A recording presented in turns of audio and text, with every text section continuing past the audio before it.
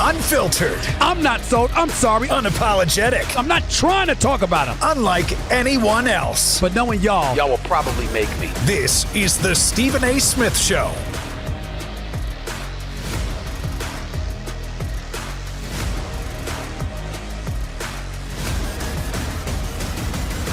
What's up, everybody?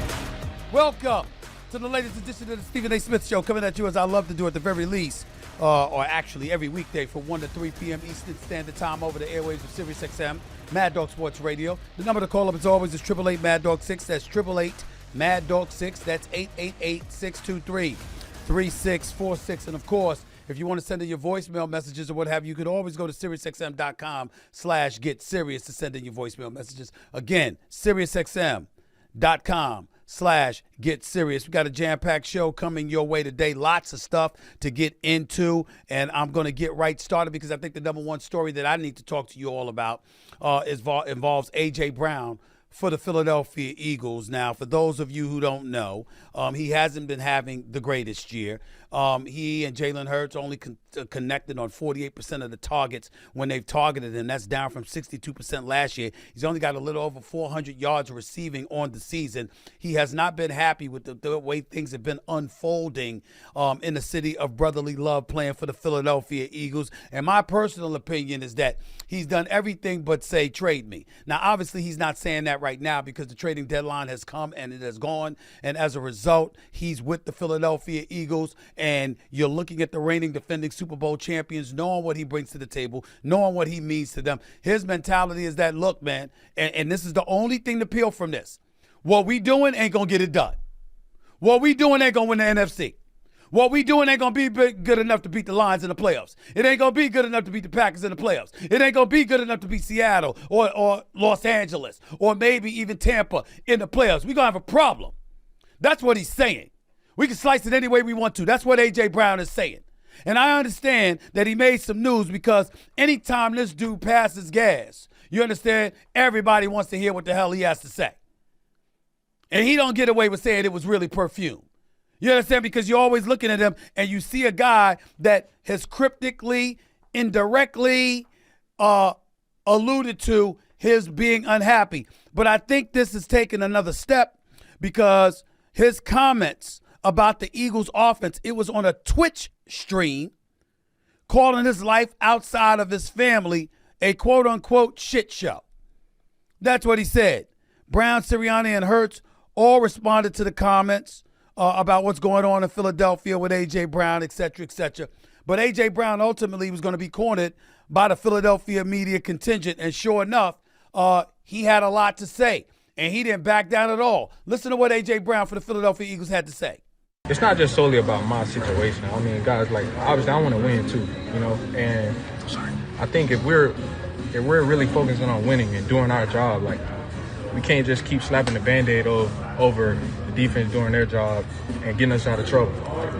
At what point are we going to pick up our slack as an offense that we're so great, you know? And that's what I'm getting at. I don't care if I'm misunderstood. Like, I stand up in front of it and fall on that sword over and over again. Like, it's about doing what we're supposed to be doing on offense.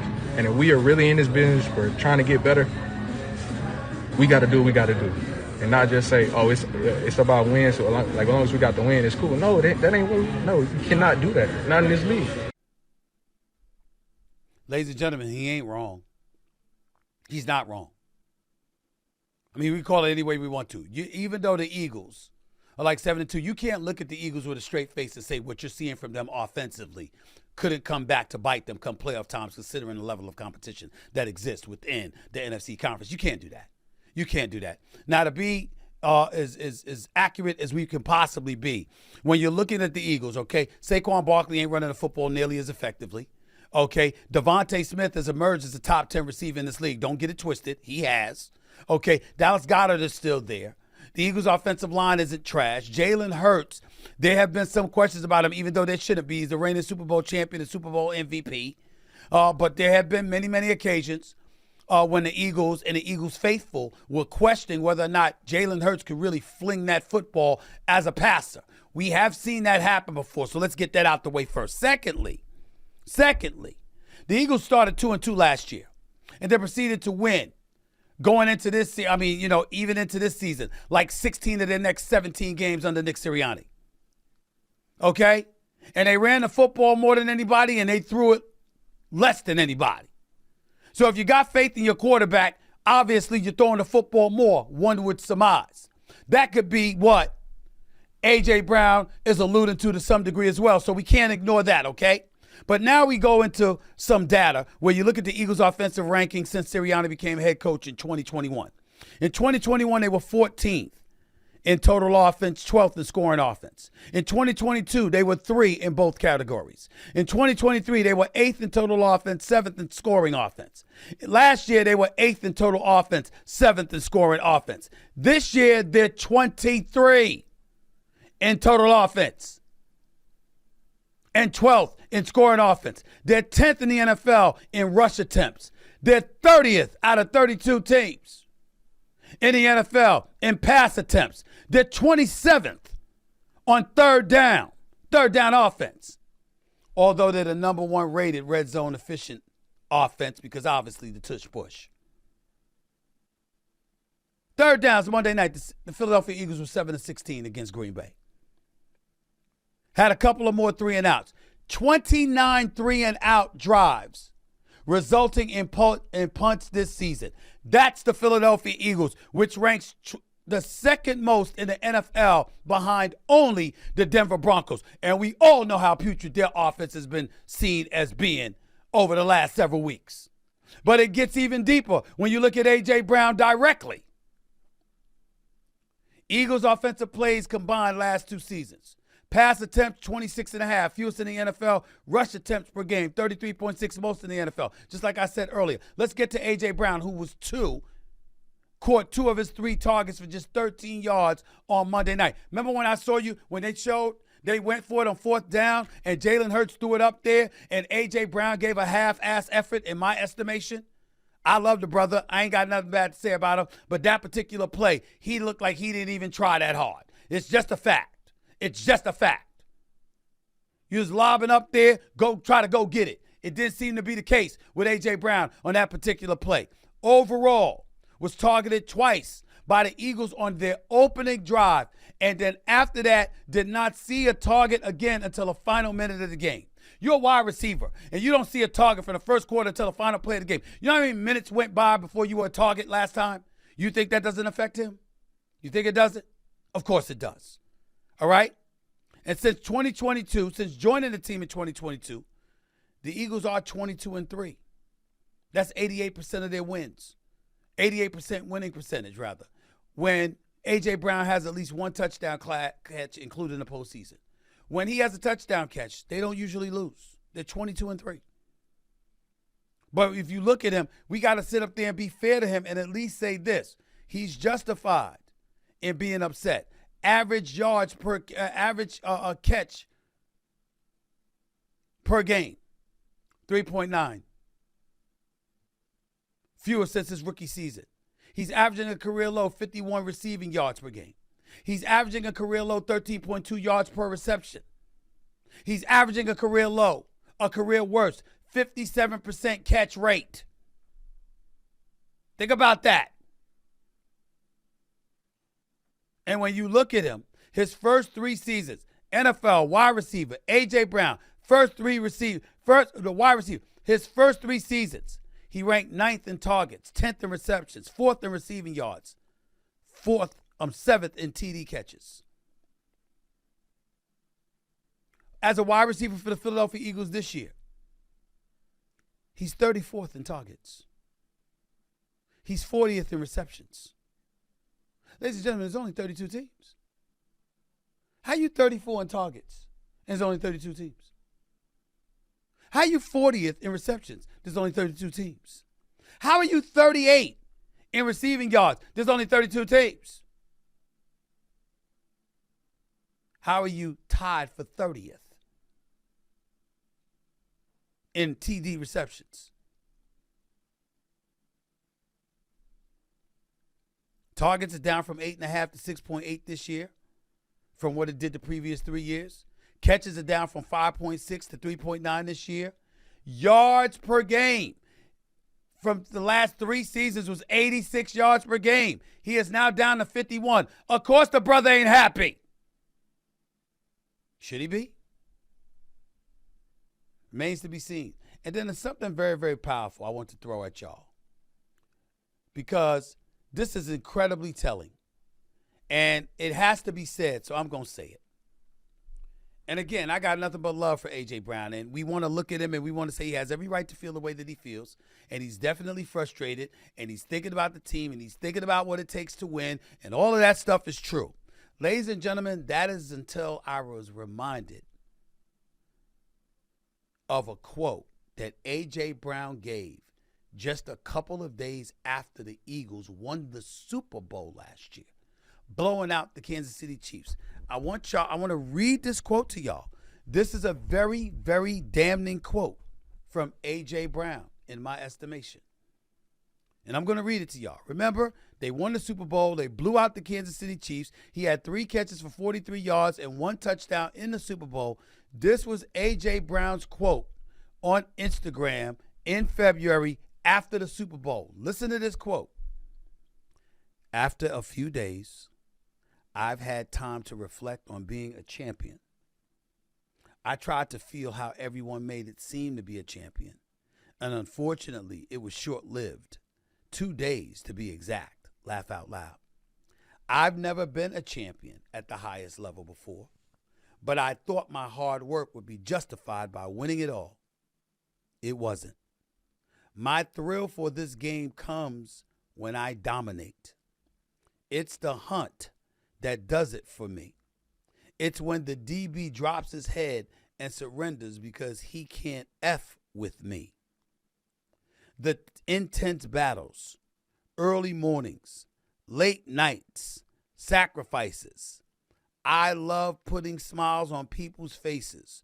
Don't get me wrong, but it just wasn't what I thought it would be. It's the journey that I love the most. Back to work.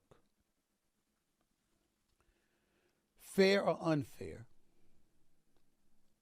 those quotes from A.J. Brown are going to be taken as selfish. That he cares about his stats and how he looks more than he cares about winning, because, ladies and gentlemen, that quote was a few days after winning the Super Bowl. That's what people are going to say. I'm not taking it that way. I don't view it that way. But I also know that receivers are prima donnas, and there's nothing wrong with it. You got to believe in you. You got to believe that you that dude, that you can provide those kind of answers.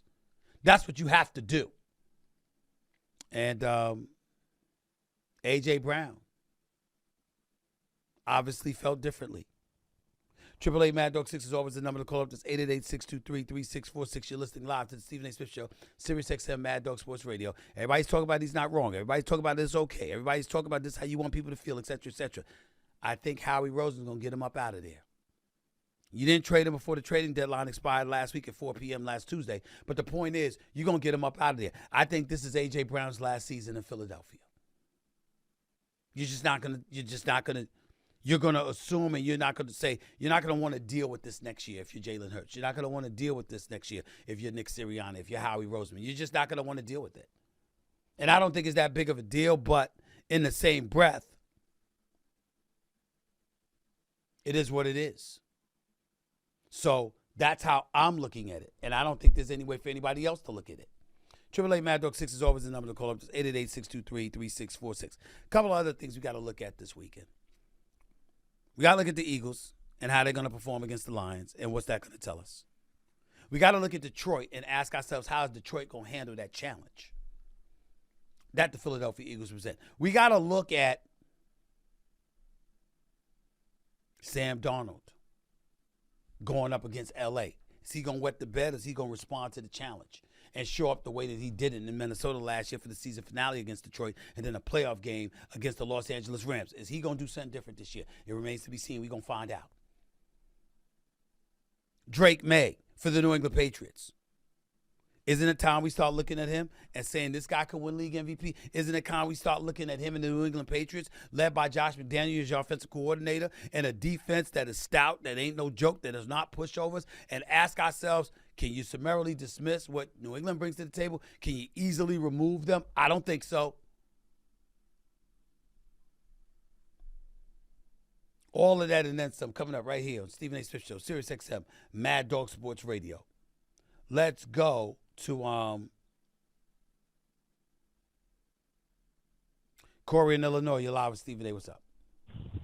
What's up, Stephen?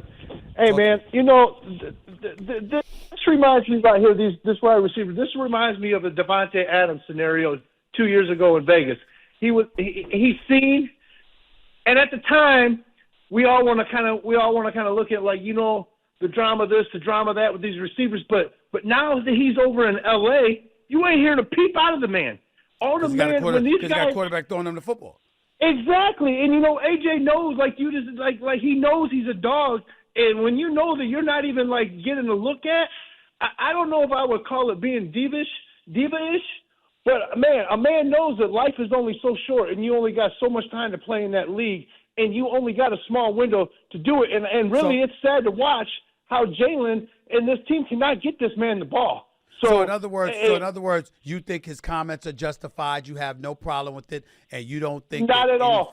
Don't think any finger of blame should be thrown in the direction of AJ Brown, right?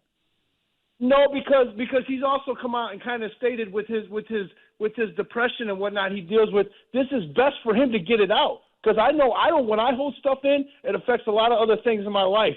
And football is their bread and butter. It's their job. But they shouldn't have to take that home with them. So him getting this out, it might be affecting other areas in his life. So power to him for getting it out. Because if you know you're that man and you know that you're winning, yeah, you're winning. But it's not like we know it's not looking good in Philadelphia this year. It's just really not.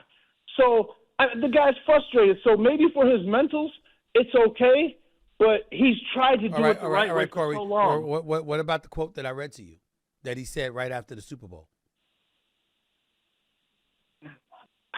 I think the writing was already on the wall because he was already chirping last year. Them guys haven't been clicking for the past 2 years, him and Jalen. Right. I mean, maybe he just felt that, you know, like he didn't earn it. Maybe he's just being real, like he felt he didn't earn it. Got it. Appreciate the call, man. Thank you so much. Tally in the Bronx. You live with Stephen A. What's up? Steve Smith, my guy. You know, AJ Brown is one game away from doing sit-ups in his driveway like T.O. Yeah, like T.O.? You know, I mean, well, listen, T.O. is doing sit-ups in his driveway because Andy Reid pushed him out of the door and separated him from the team. I don't think he's done anything, A.J. Brown has done anything that will warrant that, and I don't think Nick Sirianni and them are thinking about doing that. But he's one game away in his mental, that's for sure. 2 football points for you. First football point is that this Thursday night game, we'll see what happens. It could be a blowout. But what's the most intriguing game you see happening this Sunday? And second, Seattle, LA. Hang up. Seattle, LA. Seattle, LA. Mm-hmm. Seattle, LA. That defense going up against Matthew Stafford. I believe this is a game for the NFC West crown. Mm-hmm. That's They'll how I view it it. In the clubhouse, right? Definitely. That's how I view it. That's how I view it, bro. Appreciate the call, man. Thank you so much. Bronco Bob, you're live with Stephen A. What's up, man? How are you? Doing well, Steve. How are you, man? Thank you for calling. What's up? All right, just real quick, I totally disagree with your takes, and the last caller, the caller before that take on A.J. Brown. I remember as a Yankee fan, they was talking to Derek Jeter about A-Rod, right. Going through all that stuff, and in fact, Jeter said, "Hey, what type of teammate would I be? You know, if I'm spouting, all this negative stuff, how's that going to help the team?" So, A.J. Brown, and I can tell you on your opinion on this, Dan Campbell coached with Sean Payton. Sean Payton trained him, okay? There's a lot of coaches who are not going to tolerate that because it's about the team. And there's a process to this offense because we haven't talked about, the offensive line. Are they injured? Are they, in fact, trying to develop certain people, certain styles, things like that? But A.J. Brown, to say it's all about me when they have this winning record, he caught 3 passes in the Super Bowl. So I don't understand it, Stephen A. I mean, I think he's totally selfish. I understand. I understand it. I understand it. Yeah. Listen, when you're a receiver, they call them prima donnas because you're asking them to do something, you understand, that they don't normally do. And I mean when you want the ball. You want the ball all the damn time. You're always open if you're a receiver. That's your mentality. And you certainly don't want to be out there working hard, running around the field, and to see your numbers precipitously drop off. Right now, when you look at what he brings to the table, he's averaging over $32 million a year in salary, okay? So when you look at it from that standpoint, compared to a lot of other receivers in the league, you know everybody knows what he's getting. And it's going to be one of those situations where they're like, he's not earning his money. And that could be his nightmare. You remember that pass that he had that it was overthrown against the against the Broncos, I believe, and he was open and in the route. So okay. I think there's some underlying, I think there's some underlying things there, Steve. But taking this route and this stance is going to help the team, and in fact help him. So I think he's totally selfish. Can I make one more point, sir? Go ahead, real quick. Go ahead. Yeah. I like your. Well, it's probably we're talking about Philly, but I just wanted your thoughts on the Broncos. You said Seattle and LA is number one. You think Kansas City and the Broncos are number two since the Chiefs have won the division? The last 11 years. Well, do I think they're number two in what regard? Number two to what? What's the category? Hello? Oh, he's gone. He dropped. You dropped, man. Thank you. 888 Mad Dog 6 888-623-3646. You're listening live to the Stephen A. Smith Show, Sirius XM, Mad Dog Sports Radio. Back with more of your calls, back with more of your voicemail messages, back with some NBA stuff, not just to mention NFL stuff as well. Stick around. You're listening live to the Stephen A. Smith Show, Sirius XM, Mad Dog Sports Radio.